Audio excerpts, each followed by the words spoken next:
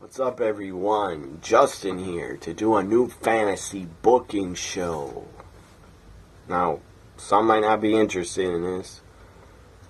You might be bored, but I don't really care because it's my channel and I decide to do what I want to do and what I'm interested in. And I'm an old school fan. I love the current product. I love wrestling in 2018, but I also respect and love the history of WWF, WWE, and the history of the business. So this is a new fantasy booking going all the way back to WrestleMania 3. This is the fantasy booking of WrestleMania 3. WrestleMania 3, hard to believe, 31 years ago. 31 years ago it took place. I didn't get to see it live. I was only 3 years old, and plus, I didn't have cable at 3 years old. I mean, my mom was a single parent, single mother, taking care of me and my brother. We couldn't afford cable until later in the 90s. Anyways, I didn't see it live, but I did see it by, I'm not sure the age. Later on, I saw it in my life. I got to see it later on. So, this is my fantasy booking of WrestleMania 3. Now, again, some of you may not care, but I care because I'm a fan of the business and its history. So, it's a WrestleMania themed show. WrestleMania's upon us. 3 or 4 weekends away. Fantasy booking WrestleMania 3. Now, two of the matches are the same because I thought they were perfect matchups, so I just left them on this fantasy booking show. Up first, I know Rick Rude did debut later on, I believe June or July, 87, but it's fantasy booking. So I'd put Rick Rude on WrestleMania 3 because a couple months later he came to the company anyways. By WrestleMania 3, I don't know where he was in real life. I think he's with WCCW in 87. But I'd have Rick Rude at WrestleMania 3, Rick Rude taking on Junkyard Dog. And I'd have Junkyard Dog win. One Man Gang also was on WrestleMania 3, but he did debut in June or July 87. So it's fantasy booking, so I'd put One Man Gang on WrestleMania 3. One Man Gang against Jake the Snake Roberts. I would have One Man Gang win it. King Kong Bundy. Gotta have that guy on WrestleMania 3. King Kong Bundy against Hillbilly Jim. No midgets involved. Just a one-on-one match. I'd have Hillbilly Jim defeat King Kong Bundy. George the Animal Steele was a part of the original WrestleMania 3.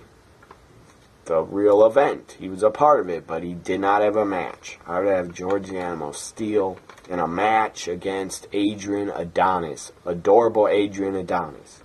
I'd have George the Animal Steele win. Adrian Adonis, rest in peace. George the Animal Steele, rest in peace. Adrian Adonis was a great worker. He was still a damn good worker when he got obese. But as adorable Adrian, he was kind of a joke. And they were always jobbing him out. So George the Animal Steele would defeat adorable Adrian. Now, up next, let's go to a 6-man tag.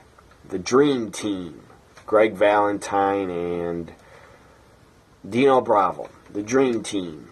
Teaming up with Butch Reed, the natural Butch Reed, to take on the British Bulldogs and Coco Beware. 6-man tag, I'd have the British Bulldogs and Coco Beware win. Another tag match, the Rougeau Brothers Rougeau Brothers, really good team, underrated.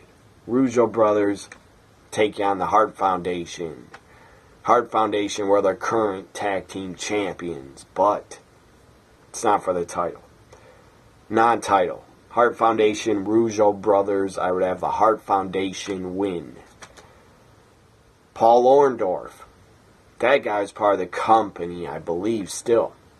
He was a part of the company. Because he appeared at Survivor Series 87, but he did not appear on WrestleMania 3. I don't know why. He should have been there. He should have been on the card. Pretty disrespectful that they didn't put Paul Orndorff, that Vince couldn't get him a match on the damn show. Maybe he's injured. I don't know. But I would put Paul Orndorff on WrestleMania 3. Paul Orndorff, Mr. Wonderful, taking on... He was not on WrestleMania 3, but I'm putting him on it. Because he came to the company, I believe, in the summer. Or the spring of 87. Right after WrestleMania 3, he did come in and debut with the WWF. Paul Orndorff taking on Bam Bam Bigelow. I'd have Bam Bam Bigelow win. So Bam Bam Bigelow would win. And sadly, Bam Bam didn't make his debut till WrestleMania 4 at WrestleMania. That was his first WrestleMania, and it was not a good match. Bam Bam One Man Gang was not good. It was pretty... two big guys just headbutting each other and punching each other. It was not a good match. It was pretty boring. So Bam Bam would defeat Paul Orndorff. Now we go to some... three of the big matches. Three really big matches. Roddy Piper. I would have him take on, in a handicap match, Roddy Piper takes on Harley Race, the King, and Bobby the Brain Heenan. I'd have Roddy Piper win. And Piper is a face in 87, so... If he would have defeated Harley Race and Bobby Heenan, the crowd would have popped because they loved Roddy Piper. Look at WrestleMania 3. How many cheers he got. The guy was loved. So, Roddy Piper wins over Harley Race and Bobby Heenan. I would have loved to see Bobby Heenan have a match at WrestleMania 3. The guy was great as a manager and a worker. He should have got a match at WrestleMania 3.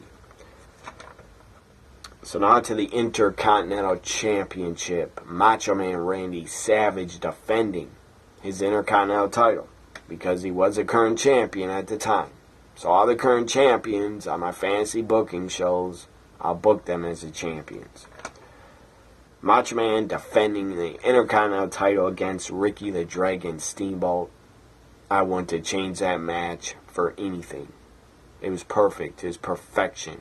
One of the greatest matches in WrestleMania history. Ricky Steamboat, I would have lose.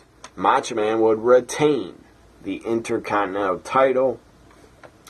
And then I'd have Macho Man against Ricky Steamboat at Survivor Series 87 for the Intercontinental title. And Ricky Steamboat would win the Intercontinental title at Survivor Series 87. Have their feud go on after WrestleMania until Survivor Series. Just imagine if Ric Flair was... Imagine if Ric Flair was a part of WWF for WrestleMania 3. It would have been epic. Just imagine if we could have got Ric Flair versus Macho Man at WrestleMania 3 in 87. That would have been awesome. But it wasn't meant to be. Ric Flair was part of the Horsemen and was a top guy in the NWA, was a world champ. Now the main event.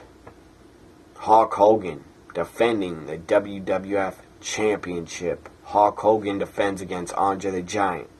I wouldn't change that match. That's why I put it down. As part of this fantasy booking show, Andre Hogan, the match was perfect. The finish was perfect. Andre the Giant was not defeated For 15 years, he was undefeated until he lost to Hogan. And good on Andre.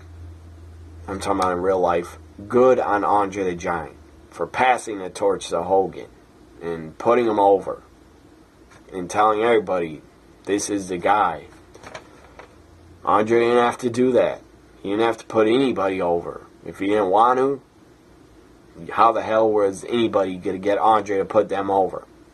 They couldn't make him. He would have killed them or beat them up in the ring. So I will say the real WrestleMania 3 match, it was kind of lazy, kind of slow. But it's because Andre, the guy's in a lot of pain during it. He needed back surgery, so he's in a lot of pain. But I would book this match. I would book it the exact same. The exact same easy match that they did. I would have booked it like that.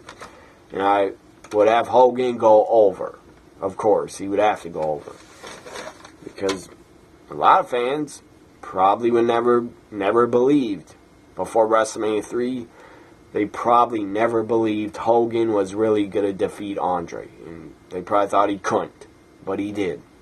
So this ends my fantasy booking for WrestleMania 3. Hope you enjoyed it. WrestleMania season is upon us. WrestleMania 34 is upon us. Bye for now, everybody.